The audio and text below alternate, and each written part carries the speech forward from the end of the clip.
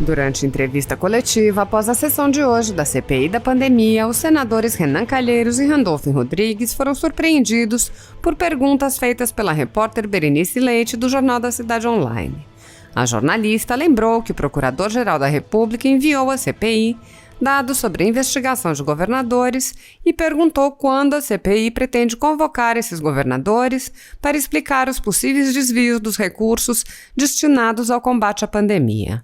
O senador Renan Calheiros afirmou que esses fatos não são prioritários na comissão parlamentar de inquérito e que ele não pretende investigá-los porque já estão sendo investigados pelo Ministério Público e pela Polícia Federal. Randolph confirmou: já existem inquéritos e estão respondendo sobre eles. A repórter então perguntou: só para eu entender então qual é o objetivo desta CPI? É derrubar o presidente? Assista. Pessoal, obrigado, pessoal. Não, por favor. Obrigada. O Procurador-Geral da República, Augusto Aras, encaminhou à CPI da pandemia investigações do Supremo Tribunal de Justiça referentes a 5 governadores: Rui Costa, da Bahia, Romeu Zema, Minas Gerais, Helder Barbalho, Pará e João Dória, São Paulo, além de Wilson Lima, Amazonas. Eu gostaria de saber, assim como a população, quando é que os senhores irão convocar governadores, prefeitos e investigar a questão do desvio de verbas que eram destinadas ao combate à pandemia, né?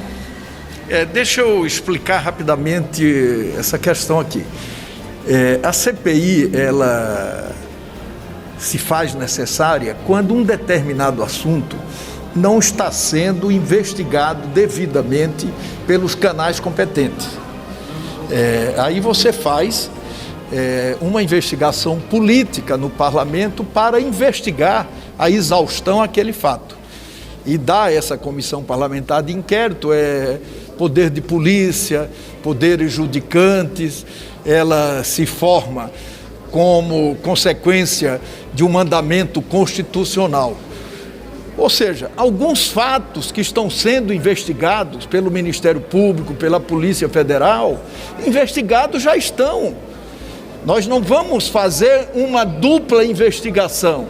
Esses fatos, eles não são prioritários na comissão parlamentar de inquérito. Nós vamos, eu já disse, queria repetir, investigar tudo o que for necessário, mas dentro de um roteiro óbvio, né, e da competência do Senado Federal. Só para completar. A comissão parlamentar é de inquérito.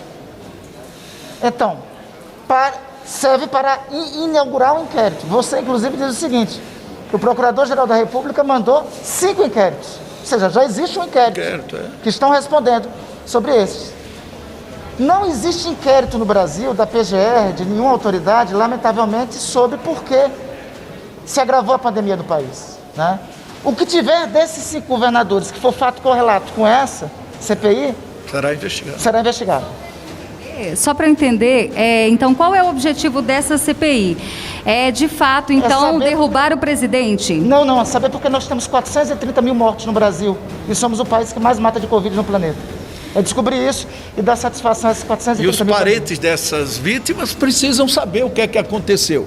Então, o papel da CPI é iluminar esse compartimento cinzento, é ajudar a esclarecer tudo isso. Os 5 governadores, os 5 inquéritos aqui, tendo relação, serão investigados. Tudo que ajudar na resposta. Quem foi responsável por mais de 430 mil brasileiros mortos será objeto de investigação. Então, se tiver alguém responsável pelo fato, CPI não investiga pessoas, investiga fatos. Há um fato. Desvios, porque isso é fato, né? Claro. Então, e tem requerimentos de outros senadores, inclusive. O que for fato conexo será investigado. Quem foi responsável por 430 mil mortos será responsabilizado, porque esse é o fato determinado. Obrigada. Obrigado, pessoal. Rapidinho, porque é uma dúvida minha e de outros 3 veículos, então já resolve tudo de uma vez só. Perfeito. Em relação aos pedidos de quebra de sigilo fiscal, bancário de alguns investigados, existe algum acordo já para se votar esses requerimentos na próxima semana? E, segundo ponto, e depoimento do Carlos Bolsonaro. Existe algum acordo para a próxima semana, para se votar isso? Não, temos nada em relação ao senhor Carlos Bolsonaro. Sobre quebra de sigilo, tem um requerimento do senador Alessandro, que nós vamos conversar com o presidente Omar, pautar para ser apreciado na quinta-feira. Em relação ao senhor Fábio Van Garten. Sim. Boa tarde, boa noite, não sei mais o horário. Bom, agora há pouco o vice-presidente da comissão e o relator disseram que sobre a questão de prefeitos e governadores, essas investigações cabem à Polícia Federal e que não vão investigar esse assunto duas vezes. Então, qual seria o objetivo dessa CPI, na sua opinião, senador? Olha, o que me parece, eu não vi a fala do relator e do vice-presidente, mas o que me parece é que há uma campanha muito articulada no sentido de promover a blindagem de governadores e prefeitos do Brasil com relação à investigação pela CPI. Está muito claro, a cada dia que passa, que o alvo dessa CPI é o governo do presidente Bolsonaro. O que tenta a todo custo e a todo momento a oposição é sustentar uma narrativa de que o grande culpado pelo problema do coronavírus é o presidente Bolsonaro. Daqui a pouco vão dizer que foi ele que inventou o coronavírus também. Porque tentam a todo momento repetir a mesma frase, a mesma sentença de que ele é o culpado. Bom, a par das falas e das manifestações que estamos vendo da oposição, não precisava nem de CPI. Era simplesmente apresentar o relatório e submeter a voto. Eles já têm uma sentença no bolso condenando o presidente Bolsonaro.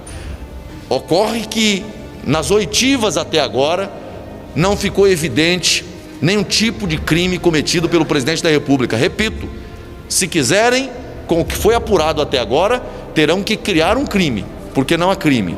Agora, eu espero, a CPI não é o relator e o vice-presidente apenas, a CPI é um conjunto de senadores e senadoras e que espero que diante dos fatos, diante das evidências ou dos indícios de crimes praticados nas esferas estadual e municipal, que os senadores conjuntamente tomem a decisão de se vamos estender ou não. Mas essa decisão já foi tomada. Na próxima semana nós vamos começar a ouvir aqui autoridades estaduais. Vamos ouvir aqui o atual secretário de Saúde do estado do Amazonas e vamos ouvir também o ex-secretário executivo do estado do Amazonas. Nós já entramos nos estados para ouvir as autoridades estaduais e queremos aprofundar. Documentos foram enviados à CPI dando conta de investigações em curso contra governadores e prefeitos. Não há nada contra governadores e prefeitos. Não há uma sanha por parte de quem quer que seja aqui para fazer com que a investigação chegue lá de qualquer maneira. O que nós não aceitamos é que denúncias de corrupção, de desvios, de superfaturamento, de práticas danosas, nocivas, que levaram à morte milhares de brasileiros, fiquem sem respostas. É preciso que a CPI siga o caminho do dinheiro, faça o dever de casa. Nós não temos aqui proteção para quem quer que seja. A investigação tem que chegar aonde chegou o dinheiro e, sobretudo, aonde há suspeitas de desvios.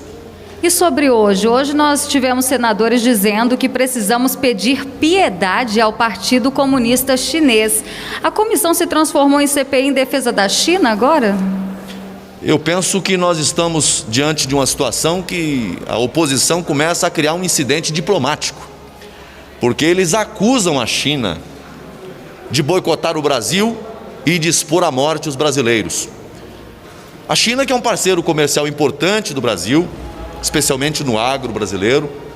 A China, que tem interesses em fazer negócios com o Brasil, no 5G e em outras plataformas, e que tem demonstrado a todo tempo que é um país que respeita contratos. E que há cada vez menos interferência da política na gestão das empresas, nos negócios, especialmente nesses tratos internacionais. A oposição vem aqui e quer pregar que a China está boicotando o Brasil. É como o Brasil, você ter situações de estados e estados, que um estado às vezes não é a tendência eleitoral não é pró-governo, o governante local passa a tecer críticas em relação ao chefe do Executivo Federal. Daqui a pouco, em razão disso, o chefe do Executivo Federal passa a não cumprir as metas de investimento, por exemplo, do auxílio emergencial, em boicote àquelas pessoas. Seria possível isso? Seria concebível isso? Obviamente que não. Então, assim, a própria Embaixada da China no Brasil já negou essas informações, essas afirmativas, seja da oposição aqui no parlamento, seja do governador de São Paulo, não encontra esteio na relação recíproca que há hoje, do ponto de vista comercial e mesmo diplomático, entre o Brasil e a China. Acho que é uma forçação de barra em relação a esse tema, que causa mais constrangimento à China do que aos brasileiros que estão acompanhando de muito perto essa situação toda. Senador, boa tarde. Eric Mota, do Band News TV. Senador, o Ernesto Araújo afirmou que ele teve acesso àquela carta da Pfizer referente ao oferecimento de vacinas para o Brasil e não encaminhou ao presidente. Questionei os senadores Renan Calheiros e o senador Randolfo Rodrigues se isso indicaria algum tipo de crime de responsabilidade. Eles afirmaram que sim. Na opinião do senhor, há algum indício de omissão por parte do ex-ministro das Relações Exteriores do Brasil por não ter encaminhado para frente essa carta? Para alguns senadores, se disser que o presidente plantou bananeira, vão dizer que é crime também. Com todo respeito. O Brasil, o que está claro nesse processo desde o início, é que o Brasil está negociando com a Pfizer desde maio do ano passado. Há toda uma sequência das tratativas. Num primeiro momento, tratando do produto, do fármaco, da vacina, do imunizante. Num segundo momento, nós tivemos, no final de julho do ano passado, a assinatura do termo de confidencialidade. Posteriormente, a discussão da primeira proposta. E, na sequência, outras propostas. E você tem ali as tratativas das equipes técnicas, discutindo as questões formais, as questões jurídicas. E quando eu perguntei ao representante da Pfizer na reunião, era possível assinar o contrato na condição legal anterior à mudança da lei pelo Congresso Nacional? Qual era a posição do jurídico da Pfizer? Qual foi a resposta? Não era. A assessoria jurídica da empresa não considerava haver segurança jurídica. A oposição continua na cantilena, continua repetindo a mentira para ver se cola, se vira verdade. Mentira não vira verdade. Fato é que o Brasil não tinha condições de assinar com a Pfizer antes da mudança legal. Essa carta, é uma carta que apareceu nessas tratativas todas no meio de uma negociação ampla.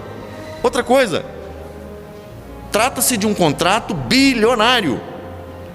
Nós estamos falando aqui de um contrato de agora 100 milhões de doses, que custa $1 bilhão, cerca de 6 bilhões de reais. Não é um contrato simples. Um produto que, a julgar pela postura da farmacêutica, colocava toda a responsabilidade sobre o Brasil. A farmacêutica se exime de qualquer responsabilidade sobre efeitos colaterais.